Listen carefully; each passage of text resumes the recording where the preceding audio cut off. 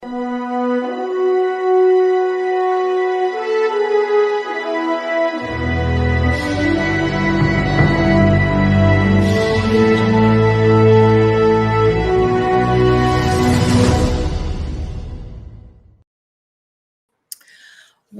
good morning, everyone. I feel like I'm a little rusty, Jill. Dr. Laurie Davis here, and our today's show, our veterans show. How are you, Jill? Welcome back. Good. I'm really good. I'm happy to be back. I'm happy to see you're back. You're looking fantastic. Thank you. Congratulations on making it through. And I mean, what other choice do you have, right? You know, right? Yeah, but you're a trooper. Yeah. You're a trooper. Sorry. Shall I say it wasn't my finest hour? Well, that's life sometimes. Right. It's all a learning curve. And I said to my family, do not come and visit. Don't visit me here. Not because I didn't worry about them seeing me, but you know, hospitals can be very toxic, and I just didn't want anybody to pick up anything. Right. You know, Charles wanted to come and see me, and Virginia was there a couple of times and just to take a peek in the door, but it's so toxic, and I just didn't want anybody getting sick. Right.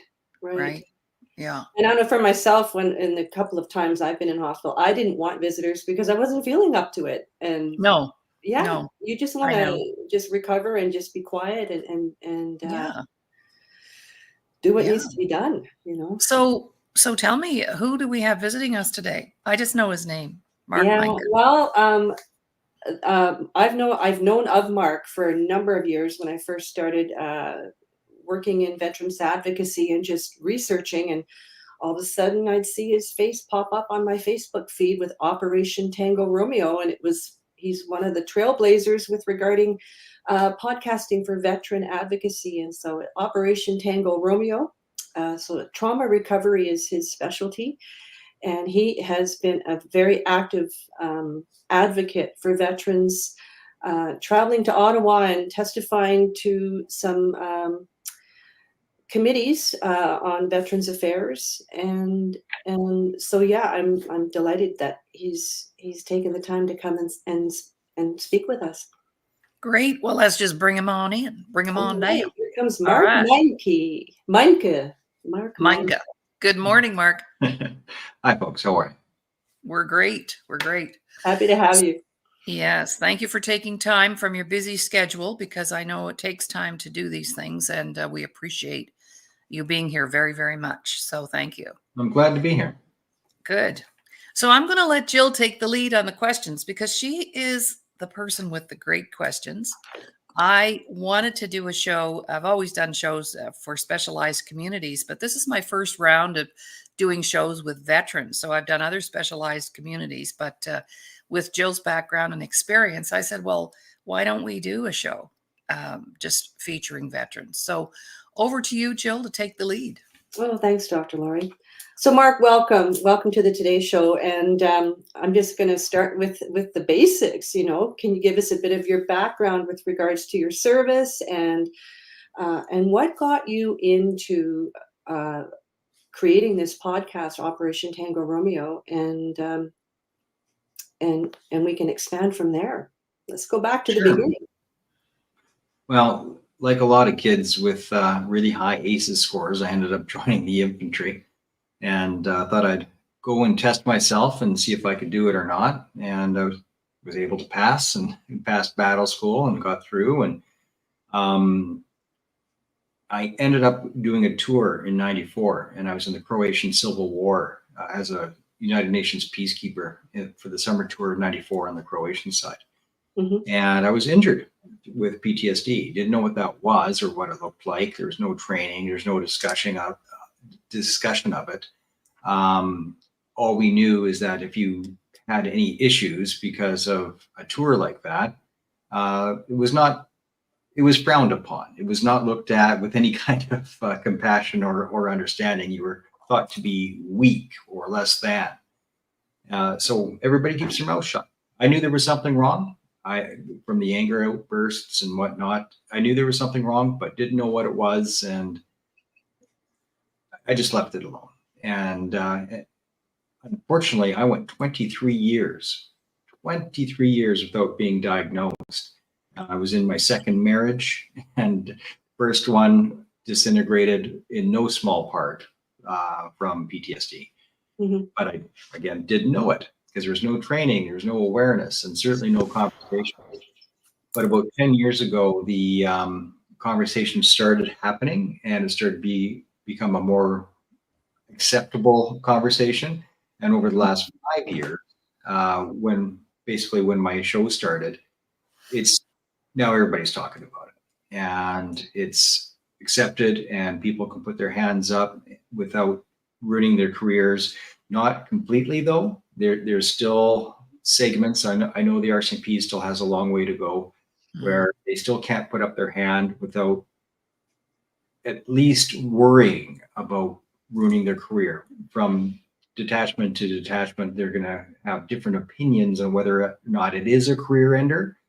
But the perception is the problem, because if you think that it's a career ender, you won't put up your hand. In 2017, I finally got diagnosed. 2019, my show started as the original thought, Jill, was an augment to peer support, because that's part of my healing journey. I was participating in peer support groups, and I ended up being a facilitator. And I ended up in Montreal getting trained by the Department of National Defense as a peer support facilitator.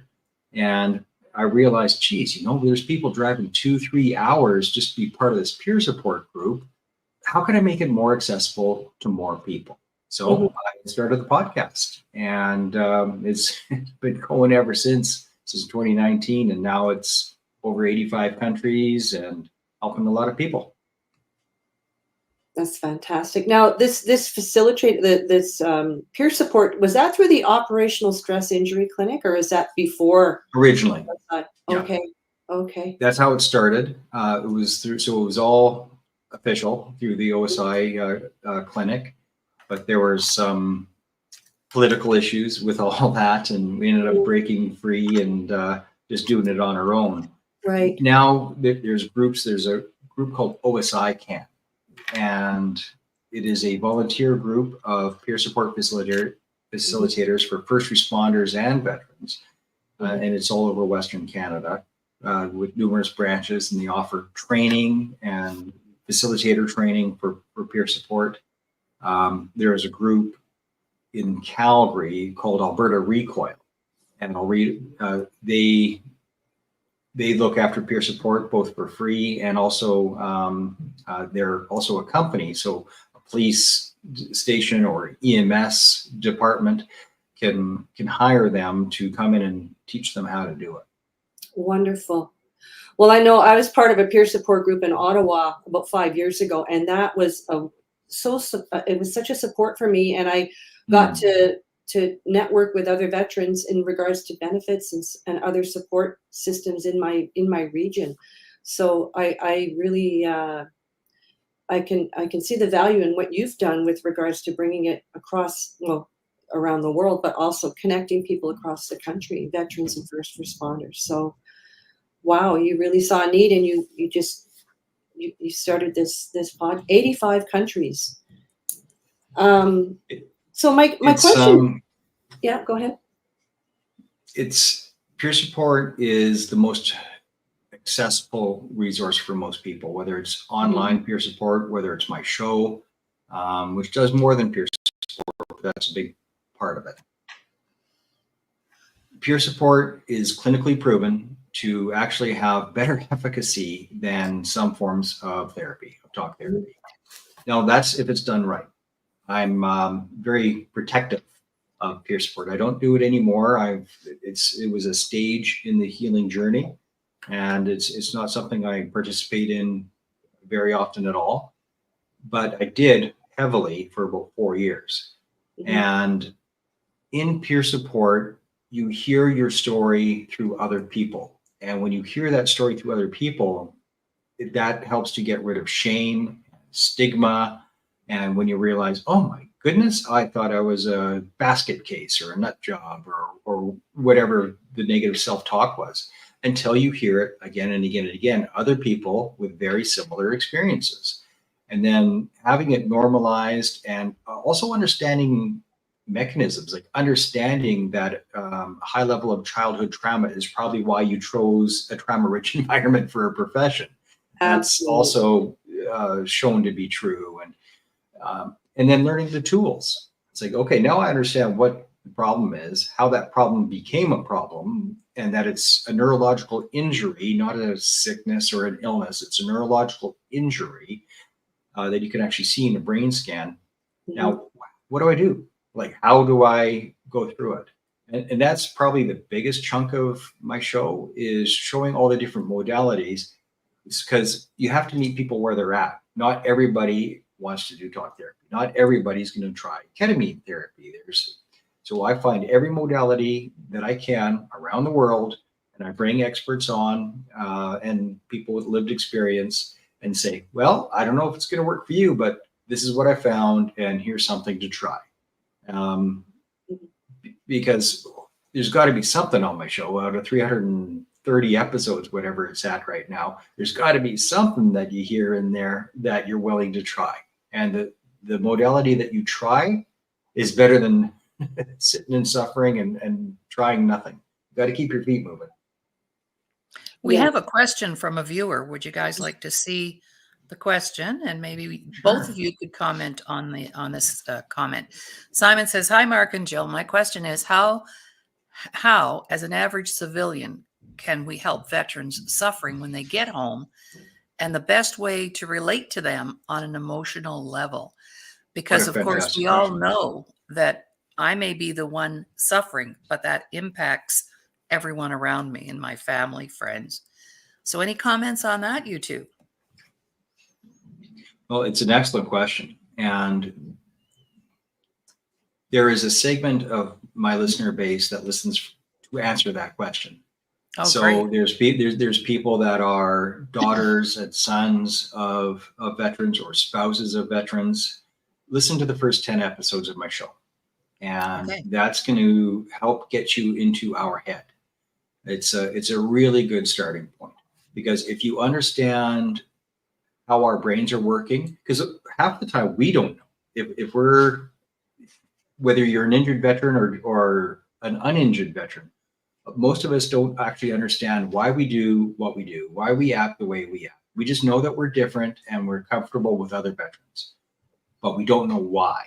So I break down why and then what to do about it. One of the episodes that I did that I've got a ton of feedback from is how to not wreck your camping trip. And the tools that I use for that, because camping trip, maybe it's the dinner table. That's what it was for me when I finally realized, oh crap, I can't do this by myself. I need help. I need help. I cannot do this. And so whatever it is for you, listen to the early on episodes, just within the first 20 episodes, of how to not wreck your camping trip. It's in there somewhere. And that will give you a tool that more and more people have been getting back to me going, yeah, thanks. You just saved my family. Right. Because it works. It works. And when you realize that your brain is actually on a life or death mission all the time, or if you're the supporter of somebody with PTSD, realizing that their brain is in life or death mode all the time, because they might not know it themselves. So as the supporter, when you see an anger outburst or a fight, flight, freeze, or fawn, when any of these are happening, it's probably going to be fight if you're a combat arms soldier like I was, because if it was any of the others, you die. Like it has to, the reaction has to be fight. That's how you survive. And if that's not the reaction, then that wasn't your trade. You probably, you have to do something else. You can't be an infantry soldier, that's for sure, if anything other than fight is your response to a stress situation. Because if you have a problem, kill it. That's the training. That's what it boils down to. If you have a problem, kill it, and quickly. That's the job. So if you are at the dinner table and you have a problem, killing it is a problem, but you don't know that that's why you're experiencing that anxiety, why you're yelling at your kid, why you're all twisted up and frustrated because they're not putting up the tent in a orderly fashion. So you're on a mission, whether you realize it or not, and you change the mission is the tool that I share. Change the mission to harmony. So if you realize that you're on a mission, that's step one. Then you can change the mission, and you can prep yourself. Okay, I'm about to hook up the trailer, or I'm about to approach the dinner table, or we're about to go grocery shopping. Whatever your situation is where you usually fail, prepare for it, recognize it, and then go, okay, what's my mission? My mission here is harmony. I picked up a motorcycle about 5-6 years ago from Manitoba, and I took my youngest boy. We flew there to pick it up, and I knew that this is a situation where I would normally fail, where I'd have lots of tantrums and I'd be all kind of frustrated and angry and full of anxiety. But I had already gotten to this point. I realized that of what that was. So I made the mission harmony. So with a flight over, getting there, putting them on the bike, camping overnight, not once did I fall off the wagon. It was a successful trip where I would have normally failed, because it didn't matter if we got home in 2 days or 5 days, because that wasn't the mission. The mission was, don't screw this up. Make it a good memory for my kid. Yeah. Make this a bonding moment for my kid. That's the mission. And that one bit of advice is help families stay together and kept people from suicide, because all of a sudden they have something that works. That one simple tool. And there's a lot more than one out of 325, 330 episodes. Introducing Veteran House Alliance International Monthly 50/50 Raffle. Purchase your ticket today, link on display, and have a chance to win cash and help a great platform supporting veterans. Thank you for that. Jill, what about you? Because you were in a different situation family-wise, but to get back to Simon's question, what would you recommend to civilians? I'm the daughter of a World War II veteran, and I know my dad came home alcoholic, full-blown. He didn't have his first flashback till he was 75. But we grew up in an environment that was constantly coming from that place of trauma for him. And I actually did a show on that. That might be a good show too, Mark. I interviewed and had a group of women whose dads had come home from World War II, or mums. And then how was that our childhood impacted by that? And that generation of baby boomers, of which I'm a part, we were totally impacted by that. So generational trauma as it moves down to the next generation. Back to you, Jill. Well, the first thing that comes to my mind, and with my background, being born and raised in the military, my trauma response is fawning. And being in a service support trade, being logistics, and not knowing I had stress injury for a number of years, like yourself, Mark. For myself, the first thing that comes to mind is patience, and just reassurance that that I'm not alone, and that somebody has my back. But don't try and help fix me. Just give me some space to try and figure it out. So safety is a big deal when you're in that state. Chronic stress, chronic fight or flight, and anxiety. Because for myself, it was always, if I do lash out, or oh my goodness, that person's going to leave, or that person isn't going to love me anymore. And over the years, the divorce rate in the military is I don't know what the percentage is, but it's very high. And a little above average for sure. I think so. And so many veterans we've paid a high price with regards to our families and relationships. And with what Mark's doing, we're shining a light on all of this. I'm sure, I don't know how many families you may have saved, Mark. So, Oh, yeah. Not Great. just the ones you've spoken to either or who watched your show. hmm It's like that ripple effect, right? That, hmm it's thousands and thousands. All right, back to you, Jill, for another good question for Mark.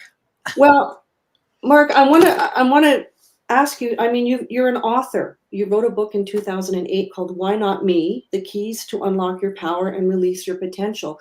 So it sounds to me like since you released from the military, you were doing some personal growth work. But that was before you had your breakthrough in 10 years ago with regards to your PTSD diagnosis. Do you want to touch on that a little bit? Sure. So that book, what I thought it was and what it actually was weren't the same thing. Mm-hmm. When my first son was on the way, before he was even born, I had this what if I get hit by a bus question in my head? How am I going to raise this kid? And the most important thing for me was to take the best lessons that I've learned and pass them on to other kids. Because I was undergoing a little personal renaissance at that moment. Started reading a ton of books that were inspirational and helped me grow and helped me find self-confidence. Because it might be a surprise to some people, but for the longest time, I had no self-confidence. I didn't really think I was capable of achieving anything. Mm-hmm. And even after I got out of the military. So once I started getting to that point of, maybe I'm not such a dumbass after all. Maybe I do have some potential to actually do something that's meaningful. And that was a real growth spurt for me emotionally, reading all kinds of books. And there was a dailyinbox.com email of inspirational or helpful growth quotes that I kept in a binder. And one day it just hit me. It was about 3 a.m. and I just jumped out of bed and went, "Oh, I got it." I grabbed a stack of paper, ran down to the kitchen table and just started scribbling. And the birth of that book started. And the idea was that to get this all down, the best lessons that I can find, Mm-hmm. and personal insights, and just to empower yourself to grow and to take that next step and what that looks like. And it was for my kids. It was going to be an inheritance for my boys. And what I realized years later is that, that was a survival mechanism. Immersing myself in positivity, immersing myself in constructive thought, in positive mindset. That's how I got through. That's how I was able to overcome PTSD symptoms that I didn't even realize I was experiencing at the time. So it was a real intuitive approach for you at that time. Mm-hmm. I think so. I mean, you're going to go towards a direction that works for you.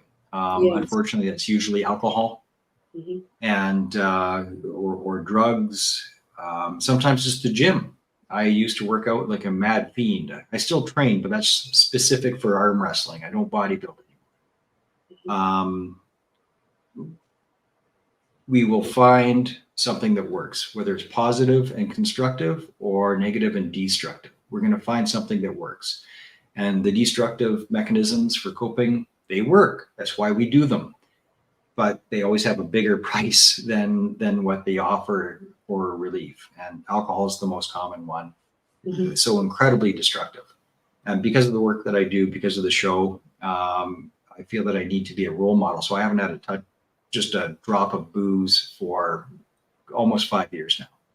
And next April it'll be 5 years. And it's because I was able to realize just how dangerous that road can be. If you're having a drink because that makes you feel better, that's not good. That's not good, because that's a super slippery slope that way too many people fall down, and too many family members are dead in my circle because of it, and way too many friends are dead, all from alcohol. Well, the destructive choices, I always say everybody picks their poison, right? So it comes in many packages. All of our addictions, perfectionism, control, these are all drugs. And They just invite more trauma. Yeah, You're workaholic. just opening the door for more trauma. Yeah, and anything can be too much. Yeah. There's somebody in my life that is the textbook workaholic, and that's his alcohol. That's his poison. That's his poison. And as a result, anybody that doesn't share his poison, he thinks is lazy. Taking zero self-care for himself. So he believes that anybody that takes self-care, well, there's something wrong with them. He doesn't understand them. So he just assumes that they're lazy or irresponsible. And it's not the case at all. That's not what self-care is. And as a result, his whole family is fractured. And one of his children are already dead from alcohol abuse. And there's more trauma. And the ripple effects from that, any addiction is destructive. Right. Exactly. So with regards to your podcast, Mark, it's grown over the last 5 years. Can you share with us some of the highlights of this experience and what are some of the main challenges for veterans today from what you've learned in the last 5 years and how it's grown and your experience with advocacy? It's been wonderful to be a part of this evolution that's been happening over the last 5 years and it's not just because of my show, of course, but it's been a piece of the puzzle where all of a sudden the conversation is getting bigger and there's all these other organizations like the Rolling Barrage. It's a motorcycle ride, coast to coast. It's a relay ride to raise awareness and funds for PTSD. And there's Chad Kennedy, C2C for PTSD, walking across the country. There's so many, and I have had the opportunity to meet all these people and bring it all together.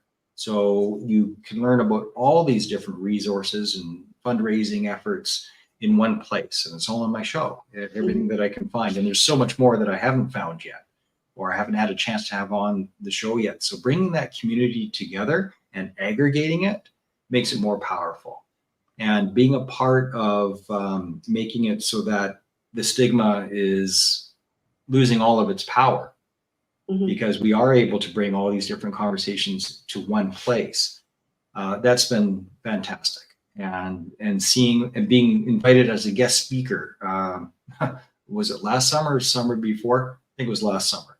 I was a guest speaker for all the fire chiefs of Southern Alberta, all of them. They were all in the room and I got to speak to them. How fantastic is that? The potential, my intention was to plant some seeds and hope that through leadership that it trickles down and create, and at least a couple of the fire chiefs decided, I'm going to do better. I'm going to create a better environment, a more comfortable environment where people feel like they can come forward, put their hand up and say, I need help, without wrecking their career. So hopefully that happened, but the conversation happened, and if nothing else, I was able to plant a seed. So that's happening across the board. Like I said in the beginning of the show, RCMP are still not great at that. They're just not. It's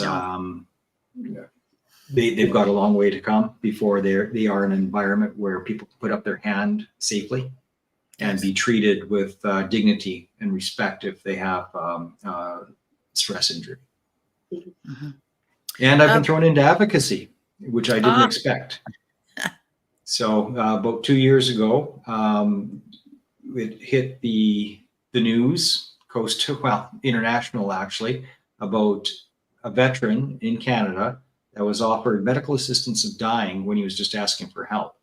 So he calls Veterans Affairs Canada, asks for help for neurological injuries, and they said, well, we can kill you if you like. It's better than blowing your brains out against the wall, they said to him. And so nobody believed that this was true. Nobody believed that this actually happened. I put my ducks in a row. I was having trouble believing that it was happening, even though I was speaking with him directly. And so I made a couple of phone calls, and because a friend of mine is a member of parliament, he put me in charge with the shadow minister of Veterans Affairs at the time. And that has now changed. Now it's Blake Richards. But they got that ball rolling and ended up with a parliamentary investigation. And I testified at the Standing Committee of Veterans Affairs in Ottawa. And then it really blew up. It was on the National Post. I've been on 3 documentaries, at least. And it was in probably 50 different publications in North America alone. So it was a big story. But they buried it, and they said, "Oh, it was just one service worker." At first, they tried to pretend that it didn't happen at all, but eventually they said, "Okay, yeah, it happened." But it was just a one-off. It was one veteran, and it was one service worker. Well, I knew that was bullshit. I knew it wasn't true, and so I kept digging and kept digging. What do you know? I found somebody who went under the pseudonym Bruce. And he never has come forward with his first name, but I did an episode just before one of these testimonies and the testimony of the Minister of Veterans Affairs had to change because earlier that morning of my episode. So the Liberal Party isn't too happy with me because I'm holding them to account. Yeah. But that whistleblower episode is on my show under the name Bruce. And then Christine Gauthier came out, and then they just called her a liar. They didn't even try to deal with it. They just called her a liar. And now she's a veteran who is paralyzed. She's a paraplegic. Yeah, paralyzed from the waist down, and they offered her maid more than once. And she's still fighting for a wheelchair ramp for her home. Yeah, she needs an elevator, which is one of the reasons it's taken so long. Oh, she needs an elevator that's worth about $100,000, but whatever, give it to her. And she still doesn't have it. She's still suffering. Her condition has gotten so much worse. Her shoulders are destroyed now because she still has to crawl up and down stairs all the time. Oh, no. Because Veterans Affairs just wouldn't pony up. And she has it in writing. She has letters, and but instead of dealing with her, they just called her a liar. That's disturbing. It's disturbing. And the way Veterans Affairs works is that it's broken into provinces. So the veteran number 1 was in BC. I know of an RCMP veteran that was offered maid in Alberta. So that's 2 different caseworkers. Christine's in Quebec, and she had 2 caseworkers herself, both that offered her maid. So that's 4. That's 4 caseworkers right there. Bruce is in Manitoba. That's 5, right? And they're not the only ones. We're up to about right across the country between myself and Blake Richards. We've got about 20 veterans that have all said this has happened to them in pretty much every province. So it was systemic. It was not a one-off. It was systemic. But, we had an investigation and we have determined that there's no evidence to support this. No, that's a lie. That's a lie. I even did a ghost call to Veterans Affairs Canada, and I asked all the questions that were asked of the minister, but and I recorded it and I published the show, and every answer that I got was different than the answers that the minister Macaulay gave the committee. Interesting. And that was right from a caseworker who is currently working. We welcome you to advertise and promote your goods and services and/or brand your logo to 34 million subscribers on Canada Talks 167. Your investment will go towards our employment programs in the media industry for persons with disabilities and veterans. So, yeah, it's hopefully when the Conservatives were in government, this is all going to open up again. I'll be pushing to make sure it opens up again. And somebody goes to jail because people need to go to jail with this. Yes. Accountability right now is a bit of a challenge.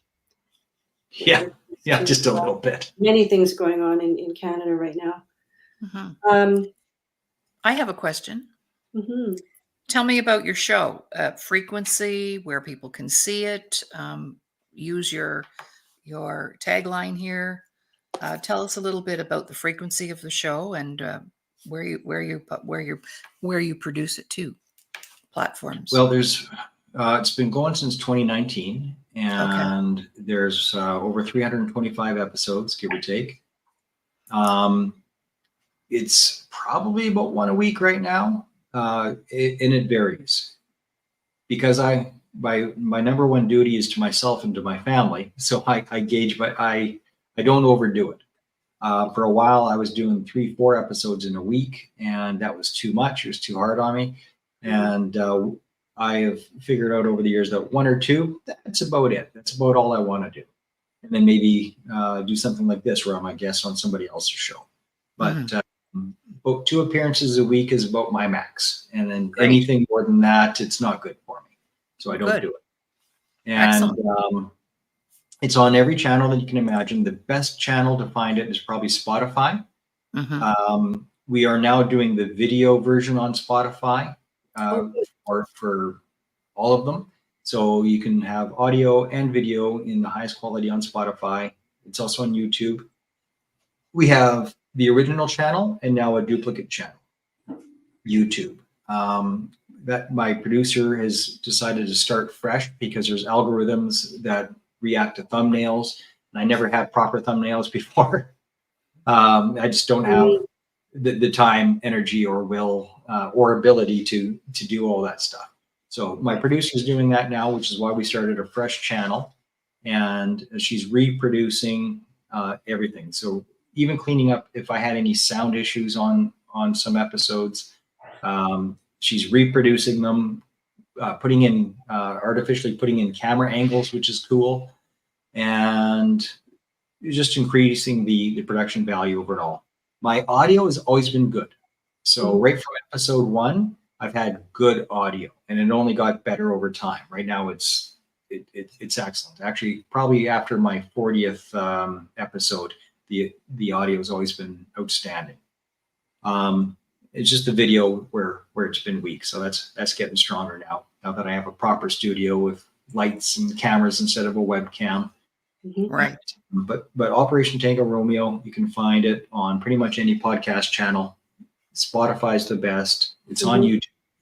And the full collection is probably easiest to find on Facebook, on the Operation Tango Romeo Facebook page. That's where, if you click on videos, that's where everything is. Cool. Except Thank for the you for that.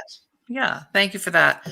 So as we're broadcasting right now, we're streaming live on my Facebook page as well, Laurie Davis, and I have 2 YouTube channels there, and of course our home network, the Disability Channel. So we also are distributed by Your Home TV in the United States, and that brought a huge following for us when they picked the 2 best shows of the week. So hopefully they picked this one, because the Disability Channel is all about supporting veterans, and this show is very popular with our network. So they ship these shows down to Your Home TV, and when that happens, we have somewhere now between 25 and 30,000 viewers per episode. So you might want to investigate that too, because it's Well, that's something else. yeah, it is. It's Are great. are you on a Roku channel as well? Yes, we are. Yes, we are. So which one's Roku? I do not know that, but I could find out for you. We're on Sure, 'cause about 3 we different platforms. just bought a Roku TV, so I can find it. Oh I yeah. have a Roku TV as well. I'm still So do trying to I. figure it out. Yeah. But if you if you go to YouTube and search Laurie Davis Show Host, all my shows are there, and of course they're archived here too in this platform as well. Yeah. So, but all my old stuff is on there too. I went in the other day just to check it out to see what's the status here, and here's old shows, radio shows. Once it's on the internet, it never leaves.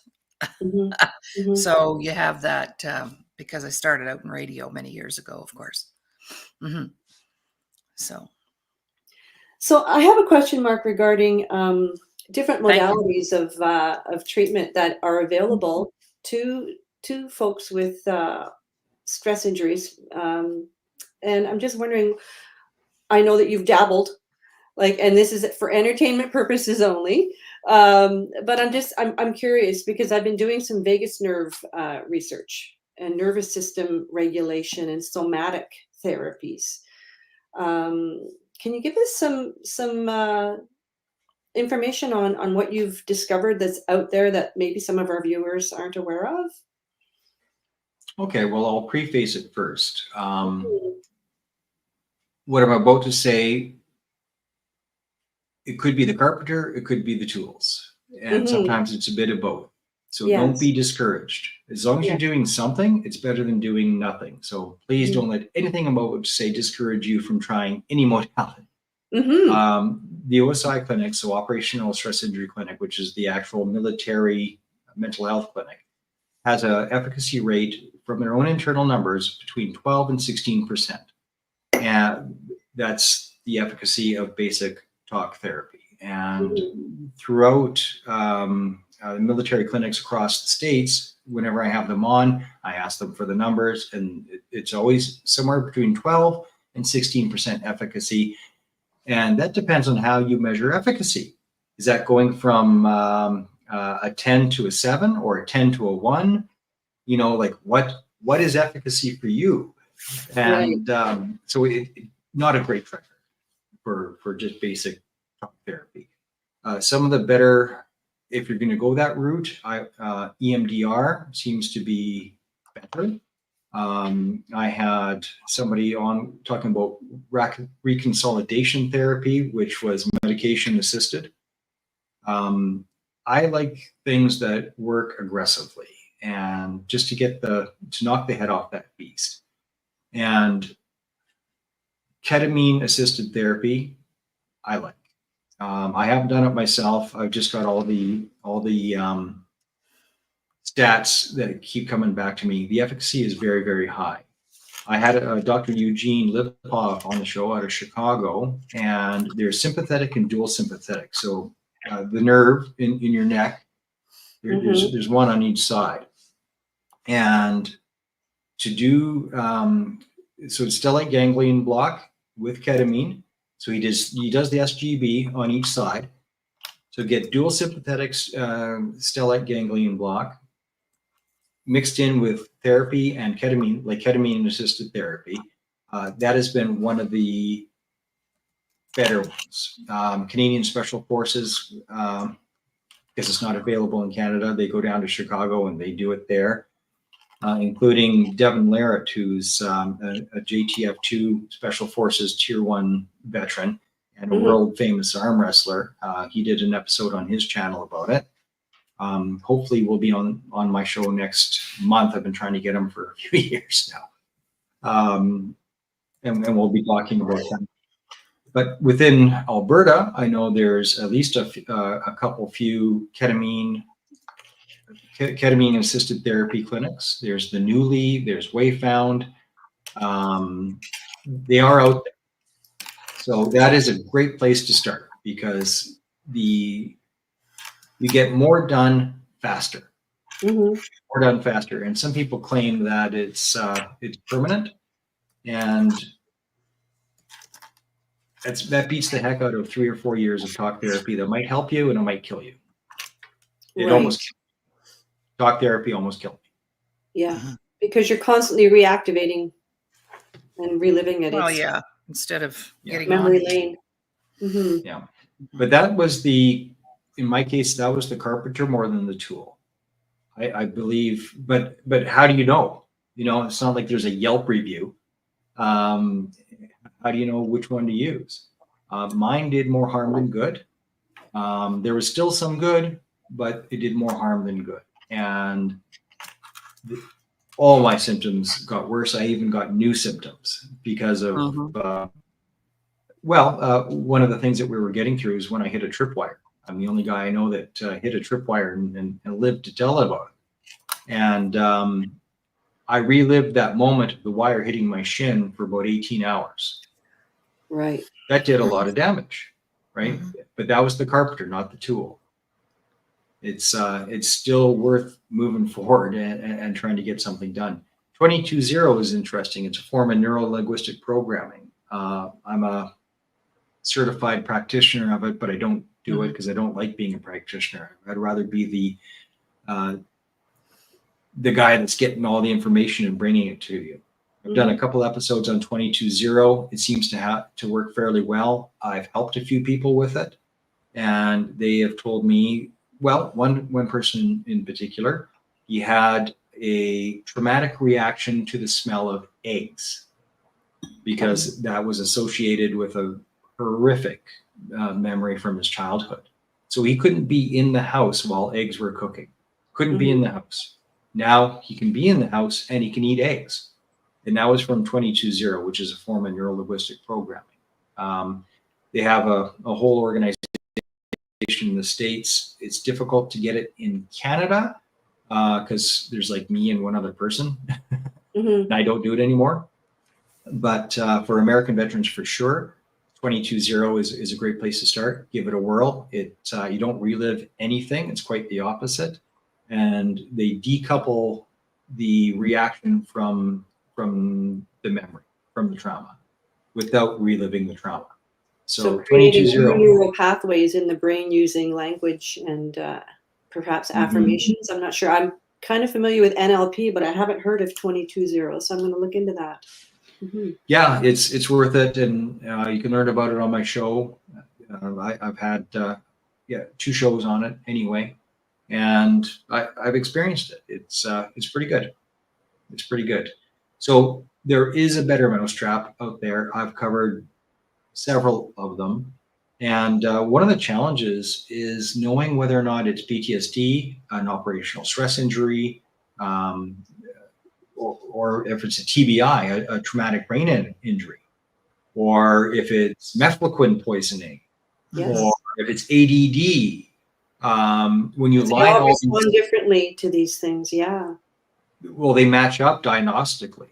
Yes. So many of these match up. So again, carpenter of the tools, like, well, what is my diagnosis and what's the right way to go? Because there's all kinds of people with both traumatic brain injuries, so concussions, neurological, physical damage, as well as PTSD. They got both. And if you're not treating both, if you're only treating one or the other, well, of course your efficacy isn't going to be great. You got to do both. But for neurogenesis, mushrooms, like not necessarily magic mushrooms, although yes, they are one of my favorite things. But functional mushrooms like lion's mane and chaga and so many more have been proven to cause neurogenesis. So mushroom-based coffee like mud water or other ones similar to that, good for the brain. Remember when we were all young, they said you can't regrow brain cells? Well, bullshit. Yes, you can. Yes, you can. The Disability Channel would like to thank our existing sponsors. We really appreciate the support and kindness from the BIAs across the GTA, Ontario, Canada, and our friends in the USA. We love making new friends. Thank you for supporting our existing employment programs. And mushrooms are one of the ways to do that. But right? Am I wrong? They always told us that you couldn't. Once your brain cell is dead, it's dead. Yeah. That's what we were always told, but it's not true. No. So a lot of my clients, I've worked with all of that, first responders, RCMP, now veterans, but many were misdiagnosed. They didn't have what they were told they had. So once you have a label, you live that out. That's what you believe, because people in positions of authority who seem to know what they're doing, optimal word here is seem to know what they're doing,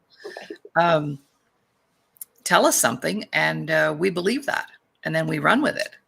Whether it's autism, ADHD. That's actually why I left the school system in 1984, because those labels started to flow in and we were being asked to give little kids Ritalin, and I refused to do that. I left my career on that.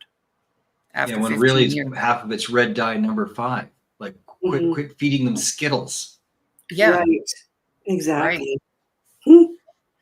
Yes. Wow. Hmm. Yeah. From my, I know that a lot of veterans now they're looking at alternative therapies more so now than ever. I've tried the hyperbaric chamber treatments, the small chamber, which help with some symptoms. Mhm. But and perhaps Dr. Laurie, we can touch on trauma and what is trauma from your perspective, Mark. What is trauma to you, and um, what can you share with our audience with regards to how to manage it in the simplest of terms, I guess, if there is When I had one. Dr. Jody Carrington on, she was adamant, and I think I agree with her, that for it to be PTSD, it has to be encoded in fear. I think that's probably right, because, and that doesn't diminish other types of trauma injuries Mhm, through anguish or grief, loss, but it's not the same as PTSD. It's not worse or better, mhm, it's just different. mhm, PTSD is really tough to treat. It's a mhm, bugger, but it is treatable.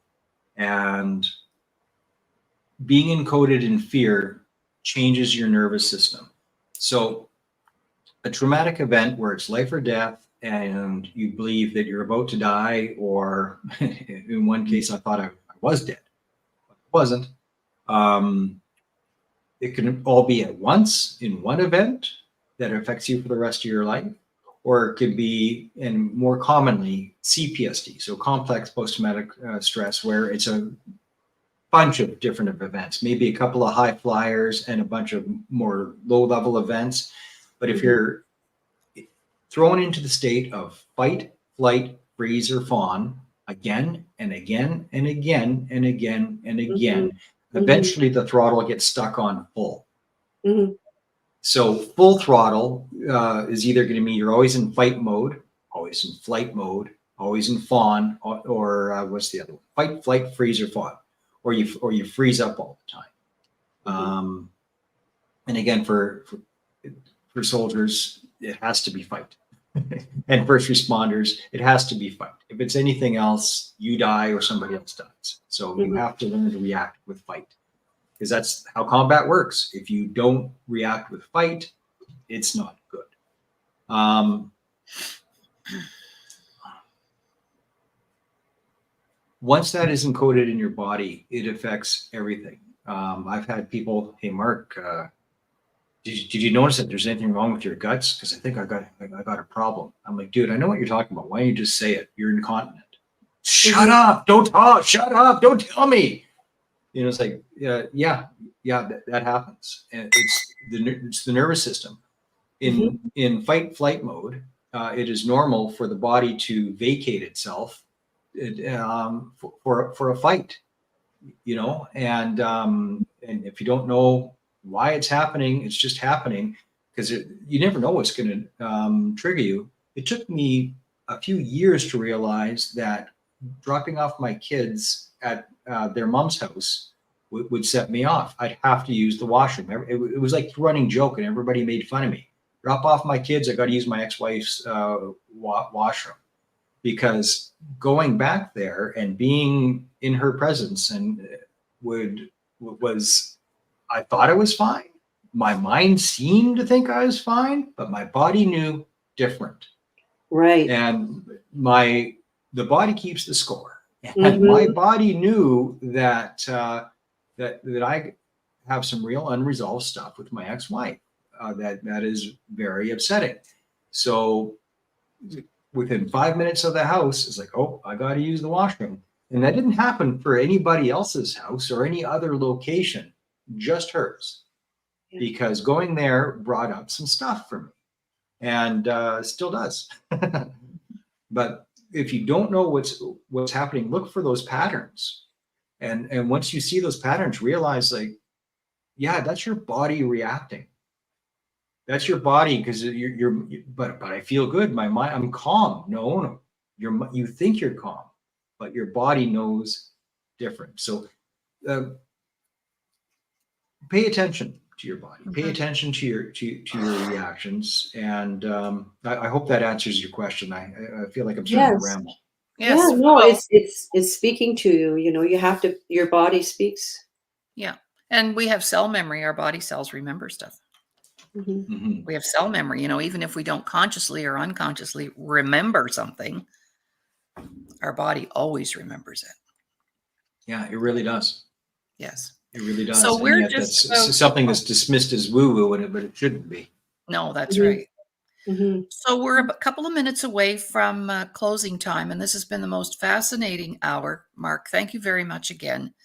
And I'm going to make sure I catch your show and watch some of those episodes. Mhm. And I look forward to maybe down the road doing some other stuff, and would love to have you back. And maybe Jill and I could come on your show and talk about what I do, which is the self-worth component as it's related to trauma and how that just completely destroys that. Whether you're Yeah, five, absolutely. whether you're 5 or you're 50 or you're 80. And over to you, Jill and Mark, both for just words of encouragement. Mark, if what was one more thing you'd like to say to our veterans out there who are struggling, what would you say to them right now with words of encouragement? Always remember that healing happens. Don't buy into the bullshit that you're just stuck with it and that there is no hope. I hear this again and again. It's not true. I was suicidal. I actually had a suicide attempt in 2021 Mhm. because I wasn't staying on top of self-care. And I'm nowhere near that. So those temporary moments are temporary. You can move past them and you can move forward. I'm a pretty happy guy now, living one heck of a good life. And that can happen if you keep your feet moving. If you give up, it can't happen because you're dead. That's right. So don't let a temporary situation encourage you to make a permanent solution, because things change and they can change quickly, and it's not hopeless. If the only thing that you can do is listen to my show, which is the only resource for a lot of people, thousands of people, it's the only resource that they have, then use it. Then listen to an episode a day or an episode a week or whatever you're capable of doing that you can handle. And let that build courage within you until you can take the next step and build some more courage. And then the next step. But keep moving Move. forward. Don't stop moving your feet. Thank you so much. Mhm. Thank you for that. Yes. And Jill, thank you for bringing Mark on the show. And Jill is our advocate for getting veterans on our show every Thursday. We focus on the veteran community. So thank you, Jill, for that and your time that you dedicate to the show. I really appreciate it as well. Well, it's an honor to be a part of it. And Mark, thank you so much for being here for us and for sharing your story and your experience and your heart with our viewers and with our veterans. Thank you for all you're doing.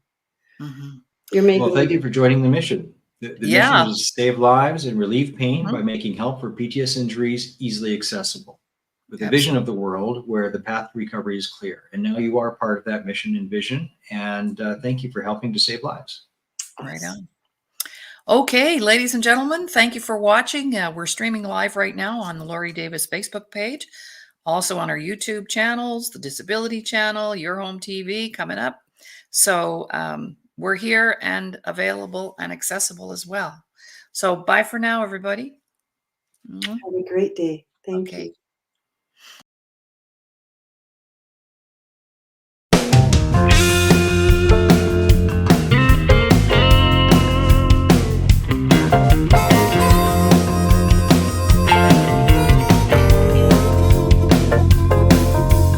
Driving down the interstate, got a load that can't be late, gotta get it there by 9. Went up ahead in front of me, I can't believe what I see, people standing in a line. They say they're against violence, but what they're doing makes no sense, keeping me from my drop. Blocking everyone till the demands are met and done. This insanity has got to stop. Hey, hey. communism, white power, nationalism, and Antifa and the BLM. They like to tell you what to think, how to live, what to speak, but rules don't apply to them. They say they're only doing good, yet burning down neighborhoods. There's just no respect. Trying to make the world go woke, I think it's all a big joke. I'm politically incorrect.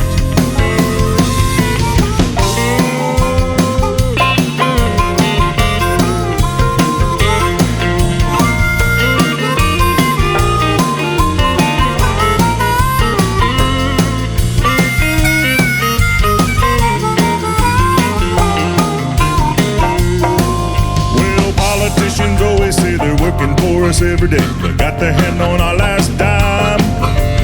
Lockdowns, handouts, prices rising all about, while people turning their lives to crime. Liberal DAs letting criminals out today, no jail or punishment. At the end of the day, the innocent seem to pay, thanks to Brandon and our government. The fun police abolish ICE, liberals pushing this advice. There's no law and order. BP and state police told to process and release illegals at the border. Immigration, invasion, nothing on the news station. What did you expect? I guess coming to the USA and doing it the legal way is now politically incorrect.